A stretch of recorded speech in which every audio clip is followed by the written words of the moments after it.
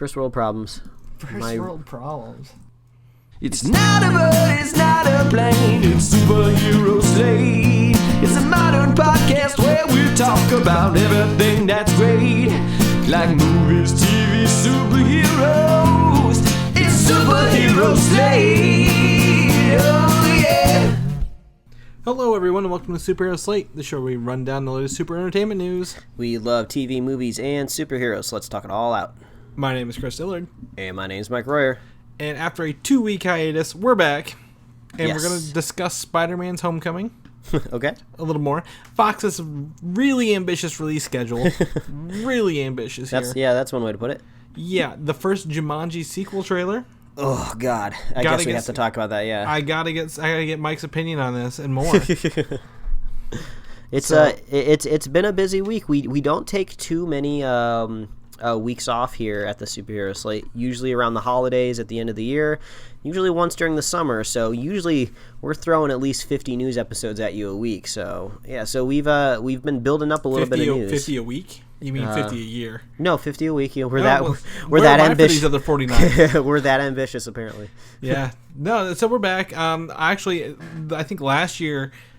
We might have taken off in the summer, but I didn't take off my wedding week, and today is my 1-year anniversary, which I'm recording on again. So not even weddings and anniversaries can stop me from getting the show out there. Yeah, apparently, man. And this was our second episode today we've recorded, so yeah, making up for lost time, that's for sure. So what have you been up to in 2 weeks? I actually haven't really asked you a whole lot, so I don't know what you've been doing. Yeah, so on the more low-key end, I went and I saw the Kumail Nanjiani's movie, The Big Sick, which is really cool. It's this funny kind of romantic comedy because Kumail, who you might be familiar with, is the Indian programmer in Silicon Valley. He's a hilarious stand-up comedian. He made a romantic comedy about him and his wife's true story of getting together. His wife kind of has this mysterious kind of ailment, so it's feels like a little bit of a House episode, but it's all about kind of like him and going through his life. It's really, really funny. I'm not describing it very well, but it's a laugh for sure. So I would go see it. I think it's in limited release and it's slowly rolling out to more theaters, but it's really, really funny. I would definitely recommend it. The Big Sick. So go see that. It needs the support, those indie movies. But also, more shockingly, what I got to do the other week was my wife got her extension degree certificate from UCLA for television writing. So she finally finished up that certificate. Really awesome, really proud of her that she got to do that. So congratulations. Thank you. So we decided to go to the graduation ceremony on UCLA's campus.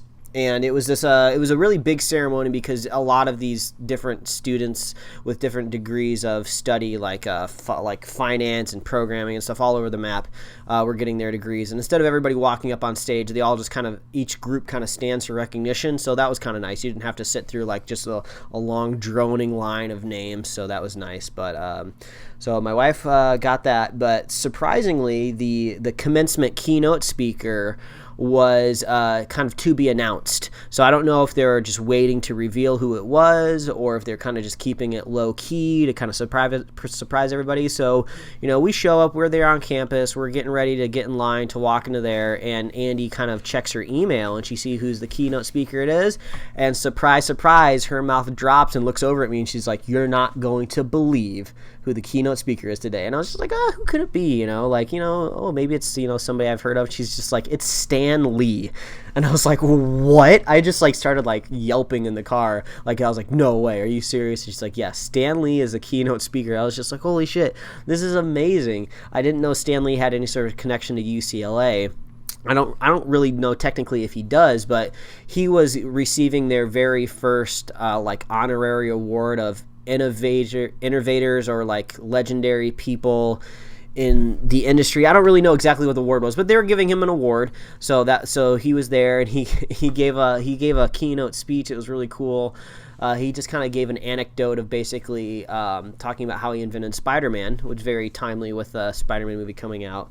He said he had like an editor that told him, Spider-Man was a dumb idea. You shouldn't waste your time on that type of character. Nobody wants to see teenagers and their problems. People just want to see adults being superheroes. So the moral of his keynote was like, when you have a good idea, don't let somebody stupid tell you not to do it. So that got like a big laugh. He was a really good guy. I guess I don't want to make this sound too morbid and make it extra sad now, but like a week later, his wife unfortunately passed away from a stroke, which is very, very sad. And, a lot of the times, they've been married forever. They're both in their 90s. I believe she was in her 90s. I'm not 100% sure. 93, I believe. I know Stan Lee is in his 90s. So it's just like when you get to that age and you lose your lifelong partner, it's usually not a good outcome for the other person. So, I hope this isn't Stan Lee's last time in public. I wouldn't be surprised if maybe he didn't want to go out and do, speeches and travel all around the country. Or maybe he does, maybe he really likes that kind of comforting process. But I really feel for the man. It's so sad that he lost his wife. But it was great hearing him speak. Like I started to get emotional just seeing him up there on stage. It's the closest I've ever been to the man. You're lucky you've got to you meet him in person, you physically touch the Lee. Get his autograph and stuff. So it's a presence being even in a large auditorium close to the back row. So I think the best part was on my end. You were the slow realization in the text messages. You're like, I don't want to get excited, but I think Stan Lee's going to be here. Yeah, because it was all in the email. But then once we got there and I was looking at the pamphlet and seeing his face on there, I was like, oh my God. And apparently Stan Lee has this thing called like respect, some sort of mutual respect program that he is headlining where he wants people just in the world to get along together. So he had this little enamel pin that everyone at the graduation got, which is like two hands shaking each other. So we got one of those. So it was really, really cool. So it was a busy 2 weeks. But what have you been up to, man? So to kind of capitalize on the July 4th being on a Tuesday, I was lucky enough to not have to work Monday, but took a 4-day weekend trip to St. Louis. Me and my wife did. We packed up on a Saturday, drove there, and spent 3 days there, and came back that Tuesday. A lot of things about St. Louis I like. Most of them is because big things are free. The zoo is free. The science museum's free. They have a city museum downtown, a large botanical garden. I got a lot of outside time in. I think we walked over 20 miles in 2 days. Visited some local comic stores. One of them was the size of my office I'm in right now, like spare bedroom size. But that's all it was.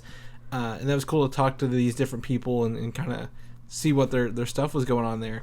But honestly, I mean, not to be too proud of it, but me and my wife, we play Pokemon Go together. So we were excited to go to these new places, play Pokemon Go together, get new stuff we haven't got, get some steps in, and really just kind of not have any responsibilities for 3 days and do things That's on our awesome, own man. time. That sounds like an awesome vacation. It definitely was. And it was, honestly, we went to the Arch. We didn't go up in the Arch because it was like 105 plus degrees plus humidity on the river. So we were like, we're not going up that thing. So we got a couple pictures with it and walked around. And like I said, just really had a good three-day adventure out there. Yeah, that's the way to do it, man.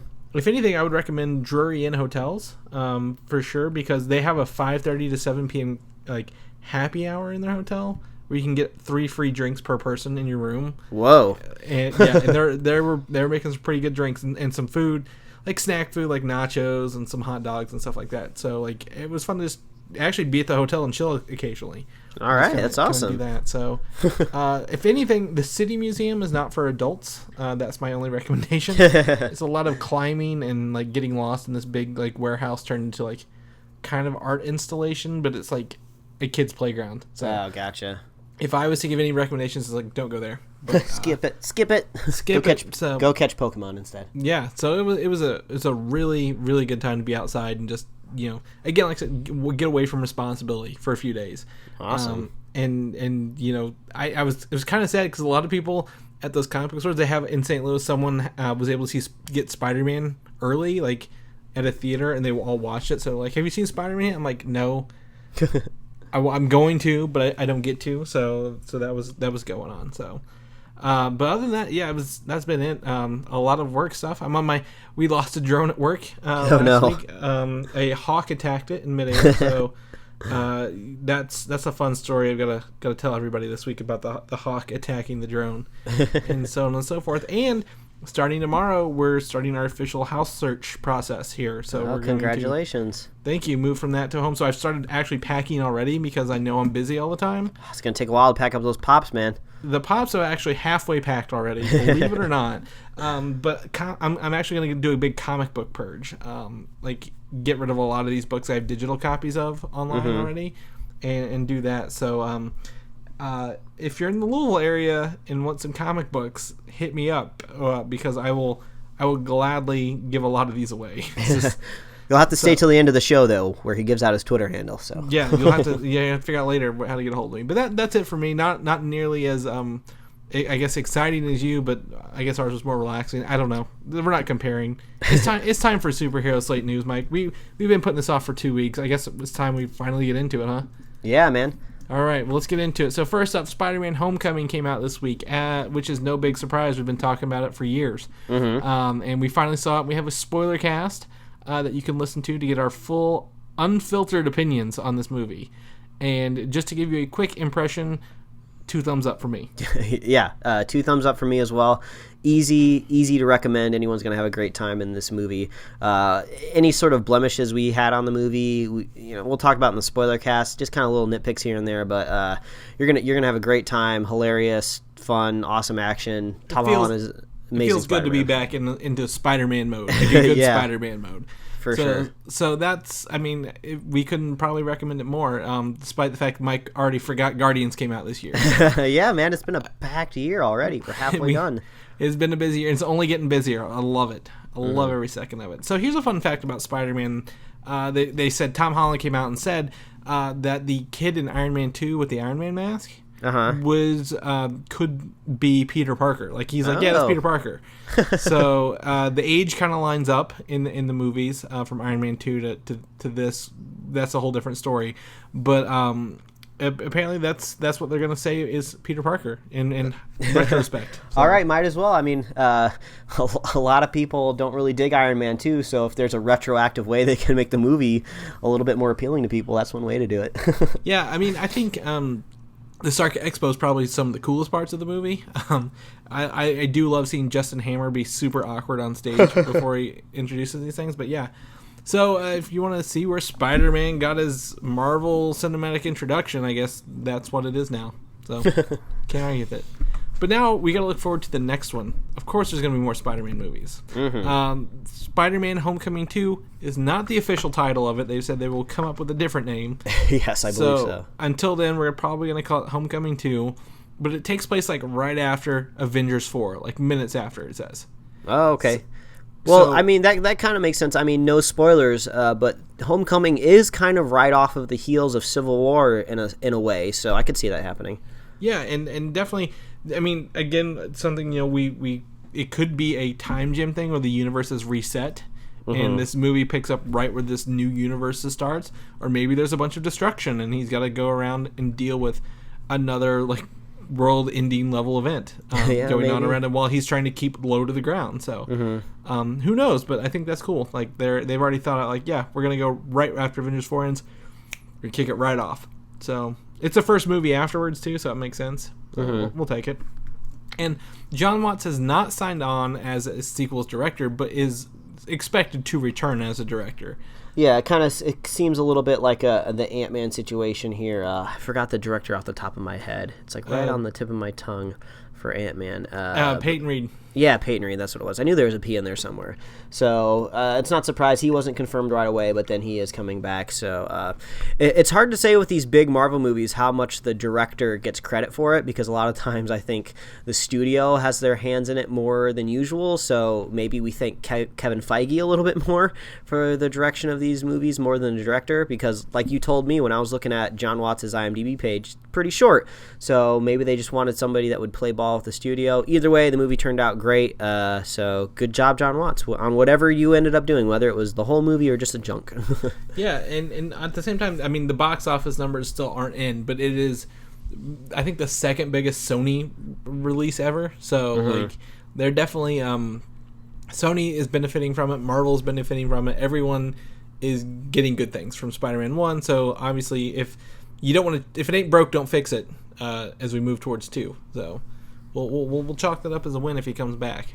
Yeah. And despite Mike's absent-mindedness, Guardians of the Galaxy Volume 2 did come out this year. It did. And in a big announcement, James Gunn has said that this is the first Marvel/Disney movie to be released in 4K Ultra HD. There you go. You're going to be able to take advantage of that big old TV you got, Chris. Yes, I was very excited. I kind of heard this kind of through the grapevine a couple weeks ago. The movie we know was shot in 8K on those big cameras to get all the pixels for Ego's planet. And it's definitely looking forward to possibly an August 22nd release for this movie, which I think would be great because as many times as I saw it in the theater, I still want to watch it again. Like, I like watching that movie. It'd be great to go see it. Yeah, apparently, I need to watch it again because I forgot it came out. You do. It's all right. I won't remind you too often. Just maybe throughout this whole episode. That's it. I'll try not to bring it up later. Now we talked about this earlier. You mentioned possibly wanting to get an Apple TV, but you mentioned you might want to wait till a 4K one comes out. Mm-hmm. If this is released in 4K through Marvel Disney, who have a huge stake in the iTunes store with all their movies there, do you think iTunes will finally offer 4K movies for once? I think that inevitably they will because they can just charge a little bit more for them, so why not?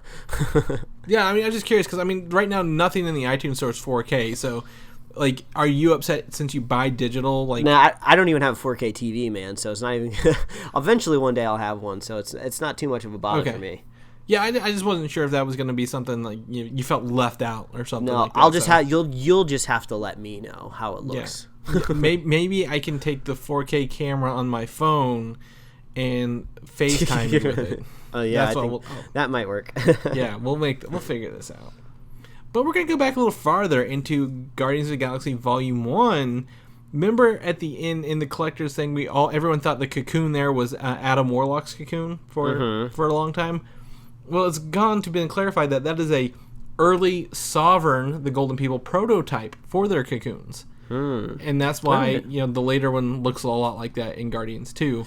Gotcha. So that was like a primitive one. So I'm like, you know what? I'll take this explanation for that. So well, I mean, that's what the collector would want. He'd want that beta release, Yeah, he's got to have the old technology. I bet he's got every retro video game console, even the ones no one bought. like the VR boy or whatever. Oh yeah, he's got that Virtual Boy for sure. Yeah, he definitely got one of those. He probably ain't playing it, but he's got one. Yeah, that's what matters. But to the future, we've got some Infinity War set photos, Mike, here, and we've got 4 big ones here. First one we're gonna drop you is a new Iron Man armor. Of course, we're gonna get a new Iron Man armor. We get a new one in every movie. It feels like. In this one, the arms, if they are to be the final thing, look very sleek. Like very rounded and smooth, and a triangle-shaped kind of chest piece again. So, I also, the mask looks a little more menacing than the older ones. Yeah, he's kind of got like a furrowed brow a little bit up there, so... I mean, Tony he starts to show his age a little bit in Spider-Man Homecoming. I think that's just the physical limitations of being a human being, as Robert Downey Jr. is. So maybe they got to make him look a little meaner when he's in that costume. Yeah, I mean, maybe. Or, I mean, I honestly couldn't tell you at this point. But, but I mean, again, they're obviously going to drop some CG over this as well. But, I mean, I like the slimmed-down version of it a little bit. So hopefully we see some of that. The next link apparently is not working very well here, just to give you a heads up, but we get to see that is Bruce Banner and Tony Stark looking to the sky for something. So a couple weeks ago we got to see Benedict Cumberbatch, so Doctor Strange, Wong, Bruce Banner, and Tony Stark eating lunch.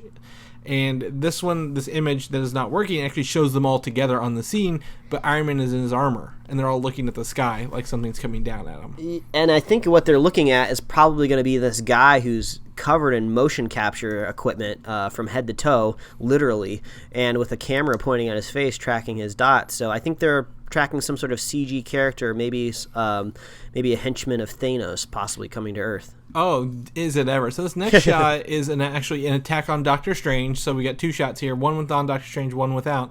But on his shoulder it says EB-MAW, which is a character reference called the EB-MAW in the Infinity storyline, who is one of the Black Order of Thanos, who's been rumored to be the characters in here. If the EB-MAW is what he is and thing, he has the ability to, like, I guess mind control, and like in the book he controls Doctor Strange by like whispering to him, and like nobody knows Doctor Strange like has this guy like controlling him in the back of his mind the whole time. So I don't think it'll play out like this, but it does look like he's going after that time stone that he's wearing. He's definitely whipping out that Eye of Agamotto there. Which I think he hung up at the end of Doctor Strange, so it's weird to see him having it out. He must be charging into battle or something. Yeah, when shit gets rough, you got to get that eye out. Yeah, but this guy is definitely head to toe CG. Yeah. Whatever he's gonna be. I've never seen so many gray and black triangles in my life on some clothes here. I don't know much about motion capturing, but I would definitely like to see the befores and afters of it, some of it, sometime. Oh yeah, that'd be great. Like the whole process to me is just mind baffling. I love it. I love it. Is that also on a wall? Does it look like he's like held up against a wall and then just holding the camera sideways? Yeah. It's hard to tell. Like I don't know if he's like on the ground or what. Yeah, I don't know. That's cool. We'll take it. So, I mean, we are ever one step closer to Infinity War. We have 2 movies left, then Infinity War in the Marvel realm of things, and it's next summer, Mike. This time next year, we will have forgotten that movie even came out already. So, I'm really excited for it. I don't know about you, but I am. Oh, yeah. So, another news, that's something that may drop next year as well, is Marvel Cinematic Universe may bring back the one-shot videos. Yeah, surprise. I'm excited. So, I think this is one of those things where Tom Holland accidentally told everybody stuff again because he does that. That they're thinking about bringing them back, and not when or where, but I mean, I get they got all the people on set for Infinity War, so you might as well use them in their downtime, right? Yeah, make some one shots. Make some short one shots. I don't need the 10-minute long ones like the Agent Carter ones. Like, less than 5 minutes, couple shots. I'm okay with those. So, any characters you want to see in a one shot, just off the top of your head? I mean, I'd really love to see maybe a sequel to Hail to the King. I'm really curious where that's going. I think that was the biggest one shot we've ever had that kind of had a cliffhanger. Like, oh, is he or isn't he the Mandarin? Like, what's going on here? So I'd love some questions answered there. But, the one shots, I feel like they were replaced because, ABC really got up on their TV shows, and, the Item 47 and Agent Carter and everything that just spun off into Agent Carter and Agents of S.H.I.E.L.D. So they didn't necessarily need one shots anymore, I guess. But I think it's cool that they're coming back. Maybe we'll explore something that could be a new TV series one day. Yeah, definitely. I mean, I think that's a good point. You brought a lot of those came into the television shows, but with the Thor release, we actually had the Daryl, I guess, one shots that aren't considered canon, where Thor has his roommate Daryl, and I thought those were pretty fun. Oh yeah, those are great. So I know they're not really canon, but I mean, definitely if you've got the characters, bring them, put them on there. Like, give us some Captain America, workout tapes or something like that. So yeah, I'll take them. Speaking of Thor Ragnarok, which is our next Marvel movie, by the way, doesn't feel like it, but it is. We've got the official pop vinyl releases here for most of them, all except the Collector, or the Grandmaster is another one they've unveiled. But kind of looking through these, fun, exciting, cool, exclusive ones. We get down to the very last one. We get our first look at the Fire Demon Surtur. Yes. Who I think this I mean, not caring too much about the character, this take looks pretty cool. Like, yeah, we talked about Surtur in the past being in the movie, but we didn't really know in what aspect, or maybe if they're going to reinvent the character a little bit. Maybe Hela was going to be more of an analog to Surtur, possibly. But yeah, I think this is pretty much proof that Surtur is going to be in the movie in a physical form. And, I think we can trust this, because that's how we got the first look at Ego in Guardians of the Galaxy. And this is kind of holding true to my theory that here in about 2 weeks at Comic-Con, we're going to be getting a Comic-Con trailer for Thor Ragnarok. It's about time for another one, because that first one we have is only a teaser trailer. I feel like I've seen it a million times. It's great, but I feel like I've seen it a lot. So I think we're probably going to be seeing Surtur in the first official trailer of Thor Ragnarok here in about 2 weeks. Yeah, that'd be great. I mean, I think this is now that Spider-Man's out, Ragnarok advertising is incoming. Oh yeah, and this is where these pop vinyl lists come from. But I just think Surtur looks like he's like a skeleton inside like a fire body. Yeah, it's really badass. It's really cool looking, and he's got a fire sword and everything. And I think, to me, judging from the first teaser we got, the realm where Thor falls down in a chain looks like Surtur's realm. Yeah. So I think we're going to get him pretty early on in the movie, but that'd be a pretty wicked reveal to see him at some footage at San Diego, which is coming up, which we're going to talk about here in a little bit. So where there's fire, there's Surtur. I love that. Someone put that on a T-shirt for us. We need a T-shirt for that one. All right. Something I've talked about exhaustingly for the next 2 weeks, has been Marvel's Inhumans, and the first official trailer we got 2 weeks ago. Which, I mean, it doesn't feel like it was. It feels like it was a month ago at this point. The trailer would drop on the week that we're not doing an episode. Yes, exactly, it did. So we got our first official trailer. It comes out September 1st in IMAX, the first 2 episodes, and picks up September 29th on ABC. I'm probably not the best person to talk about this, Mike. Go ahead. So I guess from a non-biased point of view, since you're the Inhumans fan, I'll give it a caveat. The first caveat is this is a TV show, and it's a trailer for a TV show. And usually when you get a trailer for a new show, you're just getting basically the pilot cut into a trailer. Usually pilots are rough. And I've never really seen a trailer for even my favorite TV shows turn out well. It's just kind of hard to bring up hype for something that's supposed to kind of be a slow burn throughout a season. So I'll give it some credence that even the best trailer wouldn't have looked that good. But this really doesn't help me on the hype that much. It kind of would have been cool if maybe we saw Black Bolt put on his mask or something, maybe get a little hype out of that. That would have been cool. I don't really like the sets. They kind of showed off their kingdom on the moon, and it just kind of looks like some place that you'd maybe find at some place on Earth. And, it didn't really look otherworldly. There's kind of like a shot of a bunch of Inhumans that they kind of rule over, that they lord over, that just kind of look like normal people in just kind of different costumes. So I don't know. I'm just really not digging much I saw in the trailer. Somehow they end up on Hawaii, so I guess we'll find out how that happens. The dog at the end, what was the dog's name again? Lockjaw. Yeah, Lockjaw. He looks rendered pretty well on a TV budget. I'm not a big fan of the look of the teleportation. I don't know if that's going to change maybe in post, but yeah, Chris, I'm not exactly hyped for this. I wasn't really hyped knowing that the showrunner for Iron Fist, what is Scott Buck? Is that who it is? That he was taking over this. So, Chris, this doesn't help me. So, to me, there are 3 things about this that I have to say, and whether they're good or not, it's whatever. I do like the teleportation of Lockjaw simply because we've seen TV and movie teleportation. Every way we've seen it, it's always been the same. Poof, they're gone. At least with Lockjaw, it looks different. Like he doesn't have just the power to like just poof people everywhere, because I think that's a little easy to do, and at least they got something there. So I will give them credence on that. And I guess opposite of you there, the Inhumans aren't about powers, and like not everyone gets to become an Inhuman with powers. Which I guess they don't really tell you this very, very easily. If you could read the 97 Paul Jenkins J. Lee run, where I think a lot of this is based on, it deals a lot with people like, why do only like the Inhumans, like the royal people, get the powers? Why do they only get to choose who gets to get their abilities, and so on and so forth? And it's kind of an uprising. It's got the Game of Thrones vibe. It's got the guy from Game of Thrones in it. So like it's very much, I think a lot of people want a powered show, like X-Men the TV show kind of thing, or something like that. And I don't think that's what Inhumans is about, because it never was about them using their powers. It's about them dealing with the hierarchy of this kingdom, kind of like of people who could get great powers or really, really bad powers, whichever way you cut it.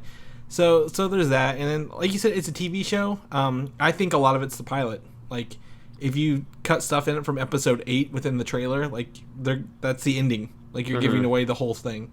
Like, so I'm glad they're only maybe putting in the pilot, but we've got a long way to go, and I'm gonna feel every day of it until then. This is probably what the people who like Batman v Superman must feel like every day. Oh man, I really like it. This is why I'm like, I can't convince people to like hold on to hope, Chris. Hold on to your hope. I'm gonna go in wild, even if it's just me. I'm going in wild. So so that's it.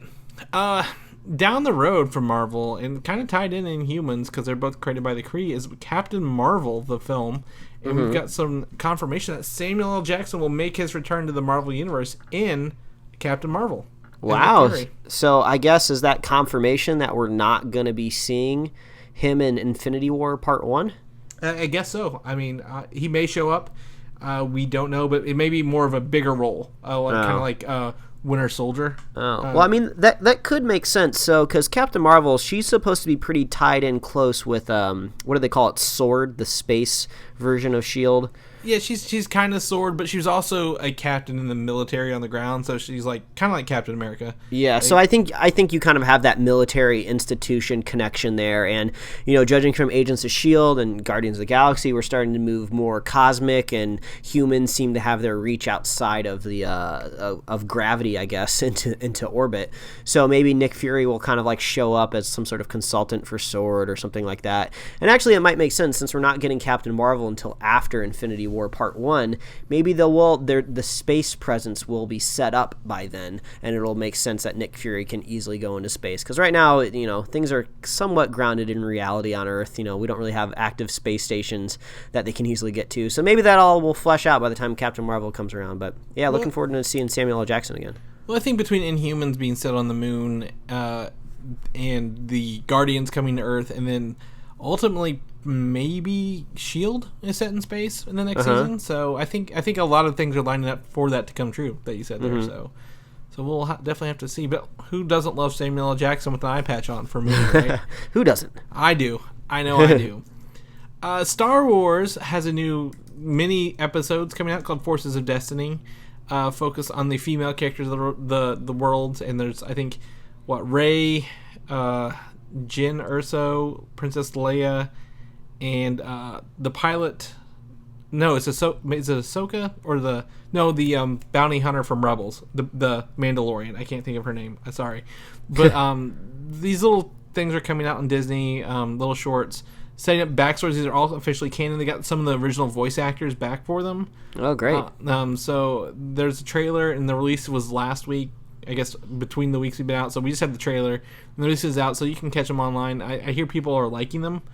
There's also supposed to be one setup that sets up the deleted scene from Empire Strikes Back, when there's a room full of these Wampa snow creatures that live. Oh, yeah, that's cool. So it's setting up for that, how that came to be originally. So before it was deleted. So that's awesome. Yeah, I'll have to check those out. So they're a little thing. A lot of people like animation's low, but I'm like, these are for little kids. Like they're not. These aren't adult shows. Like Disney's keeping the production costs low, so they can create a bunch of them and get them out. So there's that. So how many days is it till San Diego Comic-Con, Mike? I need to know. Day-wise, I don't know the day breakdown exactly because, the convention starts at a different time than when I actually get there. But it's not next weekend. It's the weekend after. So 2 full weeks away, we will have our San Diego coverage. And I am very excited for that and very excited for you because they've just announced it will stay in San Diego through 2021 through a new contract. With the buildings. Which is really great. The convention center down in San Diego is wonderful. It's beautiful, right on the water. San Diego's a really great city. I guess on the pros and cons side is it's close enough to where I can drive, but the con side is I have to drive through LA traffic to get there. So, but that's better than it moving to the LA Convention Center. I don't want it in LA. I like it. I like having a reason to go visit San Diego, and I feel like they're really ingrained into downtown. The citizens are really enjoy it and embrace it. So I never feel like I'm bothering anybody or I'm in anybody's way. I think people are genuinely excited, even if they live down there when Comic-Con shows up. So that's awesome. Let's keep that moving forward. Yeah, and I would definitely hate to have to change the initials from SDCC to LACC. Yeah, not as cool. Not as cool. So technically it's called Comic-Con International, but we're going to call it SDCC until they move it, which will maybe 2021. They'll probably keep it a lot longer. It's working out pretty well. I think it's going to be there for a long time. Yeah, so there's that. I saw you were planning out your days, Mike. Any big thing you want to say about it? Well, I'm going on Friday and Saturday. Still waiting for the Saturday schedule to drop. So not 100% sure what I'm seeing Saturday, but there is a Young Justice panel on Friday that I'll definitely be going to, Young Justice Season 3. So I got to get in there. Surprisingly, usually the Netflix shows, the Marvel Netflix shows, have been in Ballroom 20, which is a big ballroom, but not too hard to get into. to. This year, Not enough ballroom. This year, the Defenders is moving into Hall H, the big hall. So unfortunately, I'm not going to waste all my time in line to get into Hall H. But that's pretty big. They think Defenders is warranted enough to have the biggest hall in Comic-Con. So I think that's saying something about the show coming up here. So looking forward to the Defenders. But yeah, I'll wait and see what comes out Saturday. But there's definitely some awesome stuff coming Friday. I do know that last year you were able to sit the Marvel television panel. They are not having one at San Diego this year. They're waiting for New York Comic Con to have their first. That's not a bad idea. TV panel. Yeah. Yeah. And so I mean, I think so. You don't get to go to that, but I mean, if you see anything, you know who to report back to. Oh yeah. This guy right here. Are you excited for Deadpool 2? Who isn't, Chris? Well, that's true. There's a lot of sequels have a lot of hype. I'm just making sure everyone's excited for it. They've added the actor, the child actor from Hunt for the Wilder People, Julian Dennison, as one of he's really funny in that. So I don't know how he's going to play into this, like big term, long term, like small role or not. But that's interesting to see. And then we've got 2 new Easter eggs from set photos. Or I guess one set photo, one fun photo. First one is taxis say Alpha Flight, which is the Canadian X-Men kind of thing in the comic book stores, but it's actually now like a flight kind of thing, like an airline in Deadpool 2, so they can make fun of it whatever they want. And then lastly, we get a new picture of Josh Brolin getting on like modeled up for his face prosthetics. Yeah, that's awesome. And between his workout shots, his haircut, and this, he is fucking Cable. Like, yeah, it's hard denying this guy is going to be spot on looking like Cable. Yeah, I love the face prosthetics because I feel like they could easily just put some tracking dots on his face and swap it out. But I'm glad that they're going to put something physical on there. That's cool. Yeah, and then again, if you go take a look at like some of his older stuff, he did do, I believe it was the Western movie where he had the Jonah Hex. Yeah, and he put prosthetics on his face for that. And then his workout videos on here showing them getting ripped to play Cable. It's just. It's inspiring, really inspiring. All right. So Josh Brolin transforming into Cable for Deadpool 2 this next summer, as long as some other Fox properties like New Mutants, who has a casting update here. Rosario Dawson, who we know for the Defenders and all the Netflix Marvel shows, is out of the movie, and they've cast Alice Braga in as the same role, who's a medical doctor who has the ability to generate a protective biofield around herself, but has more going on than she lets on. Yeah, I think that would have been a stretch for Rosario Dawson. I don't know how she would have got that biofield around her, but this is not really surprising to me because I didn't recall Rosario Dawson was going to be in this movie.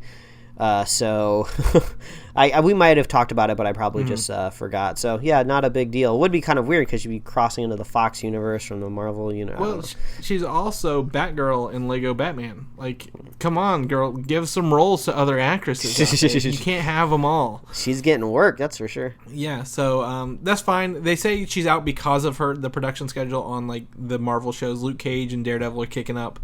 And Jessica Jones, so that's fine. I think she's a great addition to the Netflix shows. Maybe not so much in Iron Fist, but the other ones she's been great in. So we'll go with that. And then in a surprising move, Fox has given us 6 Marvel property film dates through 2021. Man, they are not slowing down. No. So here are the dates. Write these down really quick, or head over to superheroslate.com and click on our upcoming movies page, check that out. But June 2019, November 2019, March 2020, June 2020, October 2020, and March 5th, 2021.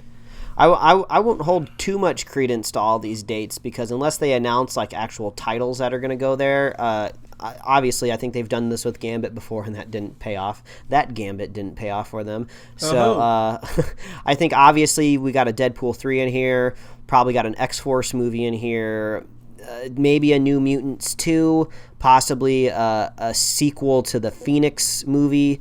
I think the bigger question in here is one of these slated for Fantastic Four? I don't know the whole date range that they have to use these characters again before they lose them, but I would imagine getting close to 2021, that's, they're going to start running out of time soon again. So like you said, I hope Fantastic Four ends up moving over to Marvel in some way, but there you go. Well, one of these is going to be Gambit. I think they have to just finally buckle down and do it before they lose Channing Tatum. So that's 1, 2, 3. Yeah, I mean, some people said Fantastic Four. I hope not.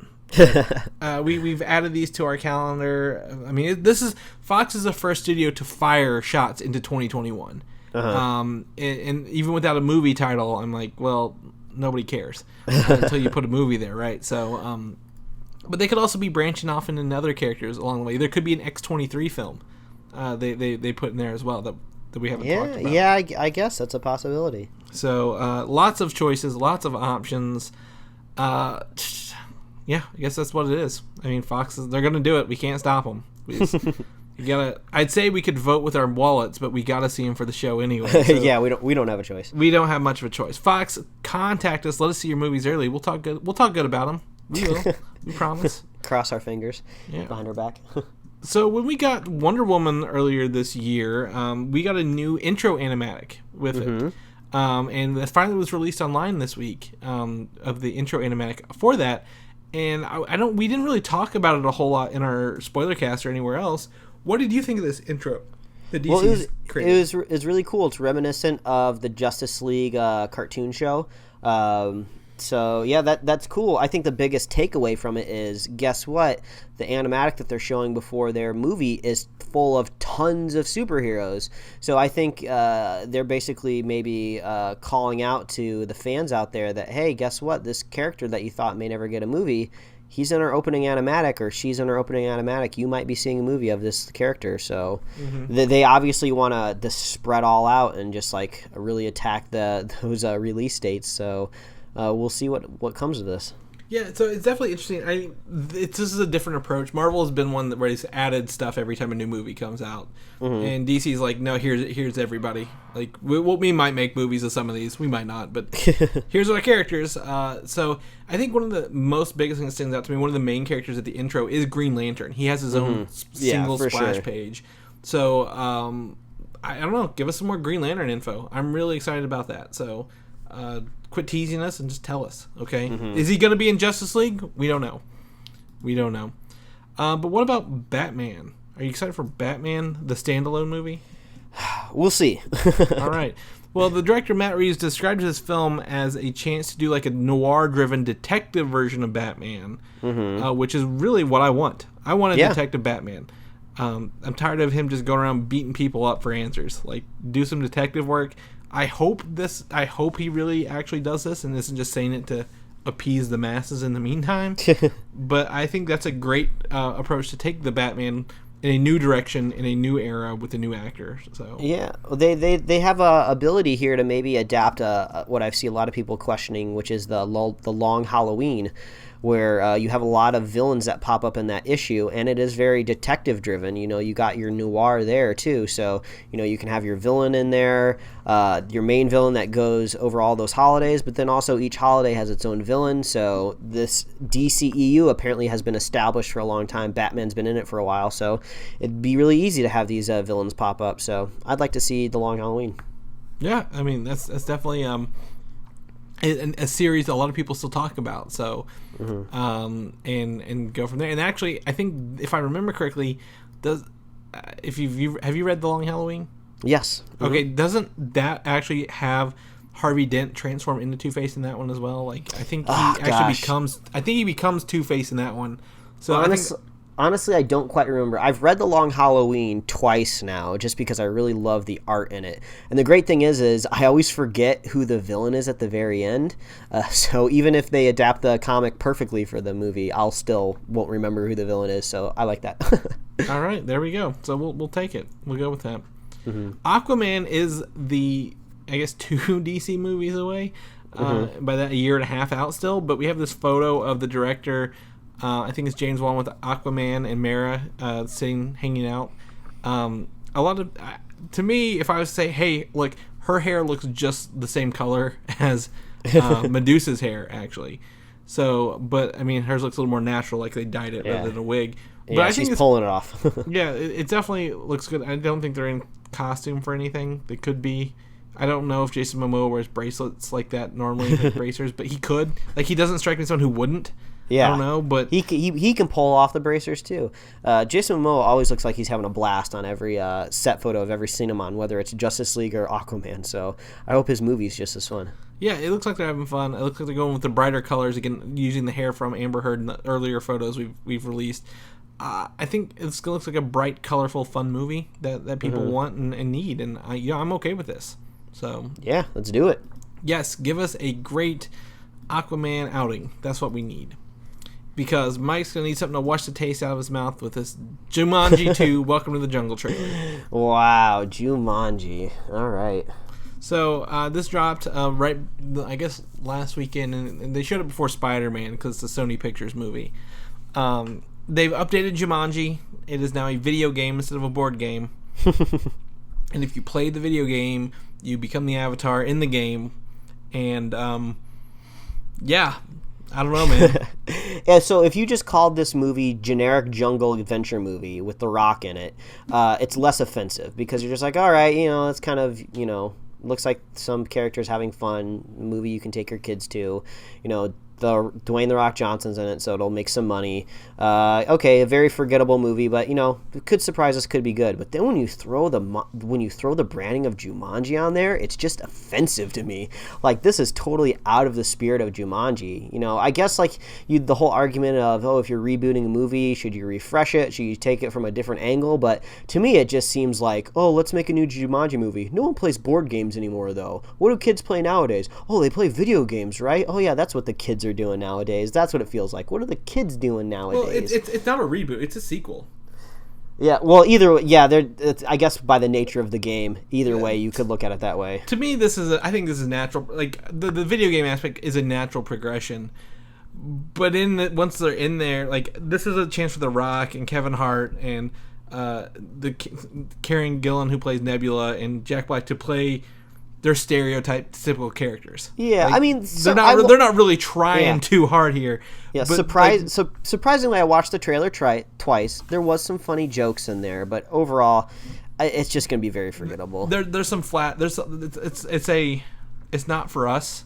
But it's some very flat things in there like happen like okay, Jack Black gets eaten by a hippo. Well, it's a video game. He's not gonna really die. Yeah, a crazy over the top CG hippo. That's for sure. the hippo attacks the helicopter side of it. Yeah, I mean, I don't know. There's no apology for it, but I mean, if you're gonna do Jumanji, whatever. Like they're gonna do it. We can't stop them. They could have just like you said, called it Welcome to the Jungle and never said it was Jumanji at all. So yeah. Oh well. I forgot about this franchise, but Fantastic Beasts 2 has started filming. Yeah. And they've given us a new synopsis here, and it's a long one, but in short, it looks like Dumbledore, who's played by Jude Law, will be getting help from Newt Scamander, who captured him before, and all the characters will be coming back. Yeah, which kind of answers a question I had was, do you call the next movie Fantastic Beasts 2? Is Eddie Redmayne even going to be in the sequel? Does he need to be in the sequel? Obviously, this franchise is going to be about Grindelwald and Dumbledore, so why do you need this random character in it that just deals with beasts, Why do you need this random Pokemon trainer running around? So, I don't know. I wasn't thrilled with the first Fantastic Beasts movie. Arguably, I need to watch it again because I fell asleep during it because I was just super jet lagged. But I hope it's cool. I mean, more doubling down on Dumbledore is not necessarily a bad idea. Yeah, and I like Jude Law. I think Jude Law. I don't know much about Johnny Depp as the villain, but it sounds like they're going from New York to London to Paris. So there's actually more than just 1940s New York again, which is cool. So I'm okay with this. I'm on your page. We had the Spoilercast with our wives on. They are for it. We're not so for it. But it'll be fine. They make competent films that aren't offensive, I guess. Good enough. Yeah. So we got them. So there's that. And lastly, the Castlevania, the game series, has now been converted to an animated series on Netflix. From Adi Shankar, the guy who did those bootleg videos and stuff. We talked about might be a director for Venom. I Have you watched this or heard anything about this? I haven't watched these yet. I mean, I'll give them a shot just because it looks cool. I like high quality animation. I've never really played the Castlevania games, but I do understand what's going on there, so it could be pretty cool. I believe it's got that anime influence, which makes sense out of the source material. Adi Shankar is kind of a weird dude. If anybody out there likes the Screen Junkies, the guy that makes the dudes that make honest trailers, they also have a competition called Movie Fights where it's like movie debates, and he was on it once. And he's just kind of like it was the worst episode. He was just a weird dude. So, but I mean, if he makes cool cartoons, I'm okay with it. But yeah, I believe, like you said, it's on Netflix now. I'll find some time to check it out. So, some good action cartoon is never a bad thing. Yeah, I think it's only 4 25-minute episodes so far, but it has already been renewed for season 2, which I think of like that's doubling down to like 12 episodes total by the time season 2 is done. And reviews coming in are great. Like they're like, does justice to the source material, looks beautiful, but it's far too short. So hopefully that season 2 will help that. But I mean, I think the other Netflix show, Voltron, Legendary Defender, like they cranked those out pretty quick. Like season 3 is around the corner for it too. Yeah, that show's doing well too. So I think this is just a good sign that if you're a fan of animation, we're going to be getting a lot more of it on Netflix. Yes, and video games and anime all right there together. Castlevania and vampires. So that's it. That's it for our news this week. We kind of rushed through it a little bit more, but we had a spoiler cast in this, and I think it's good. I'm ready to be back in the groove of things and getting this going, Mike. So. Yeah, we will be back next week and every week for all your latest superhero entertainment news. I don't think we have a spoiler cast next week. Thankfully, we can take a breather. But if people want to find out what you're doing in the meantime till our next show, Mike, where can people find you at? Well, they can follow me at Mike Royer Design on Twitter and Instagram, and you can read my webcomics at pickledcomics.com. Chris, if people want to check out your pop vinyls and the shipment fiasco that you're dealing with, getting those to your possible new house, where can they follow you? You can find me on Twitter at Valdan, VALDAN, and like I said, if you're in the Louisville area or want some free comic books, hit me up on there. I've got some to give, so do that, and then we'll go from there. You can also read Comic UIs, listen to my other show, Filmside Chats, or find my other stuff on the DNN on YouTube.com. So I'm all over the place. But in the meantime, if this is someone's first episode and they want to hear about our spoiler cast or other shows we've done, Mike, where can people find that at? Well, as always, please visit superheroslate.com. That is the best place to find all the avenues we host the show, and you can get our awesome show notes. So if you want to track down all the stuff we're talking about, if you want to see the upcoming releases for all those crazy X-Men movies, you can go to superheroslate.com. And you can find us on iTunes, YouTube, Google Play Music, SoundCloud, Stitcher, Tumblr. You can subscribe and get us right in your email inbox every week, and you can like us on Facebook and follow us on Twitter and Instagram. If you want to pick up some merch, you can find that at superheroslate.com/store. We got like t-shirts and mugs and like hoodies and fleeces, I don't know, blankets, whatever you can put our designs on. I think you can get that over there. That's really helpful. If you're a fan of the show, please consider leaving us a review wherever you listen to it. Leave us 5 stars, whatever you think we deserve. We love that. We love getting the feedback. If you're a fan of the show, just share the show with a buddy, share the show with a friend, and we will be here every week. And I believe our next spoiler cast is actually not a movie. It's going to be The Defenders in August, so stay tuned for that. Yeah, maybe. I might do a Valerian one. I think Valerian's going to deserve it from both of us. I think yeah, maybe. I hope it surprises us. Oh, and well, I guess August. Yeah, September would be Kingsman. So, yeah, we're good. Yeah, we'll figure it out. Oh, well, either way. I hope you guys listen and enjoy, and we'll catch you guys next week. All right, bye, everybody. Thanks for listening, and don't forget to subscribe. You got that exclusive, expensive Apple Watch tan.